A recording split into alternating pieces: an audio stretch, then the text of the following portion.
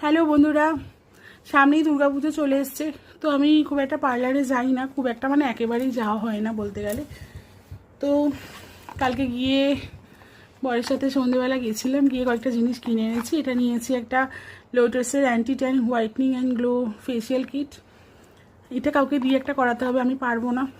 এটার দাম নিয়েছে 270 টাকা, প্রিন্ট আছে বাট 250 টাকা নিয়েছে। একটা আমার ছেলের। আর একটা নিয়েছি এই কেয়া শেটের ইন্টেন্স রিপেয়ার শ্যাম্পু, এটা সফট অ্যান্ড শাইনি। এটার দাম নিয়েছে 250 টাকা, 275 টাকা প্রিন্ট আছে। আর একটা নিয়েছি এর আগার D10। আমার হাতটা না ভীষণ কালো হয়ে গেছে, মুখটা তো হয়েইছে, তার সাথে হাতটাও হয়েছে, তার জন্য এটা কিনেছি। এটার দাম নিয়েছে 1375 টাকা, দাম লেখা আছে কিন্তু নিয়েছে 1300 টাকা। ব্যাস এই নিয়েছি।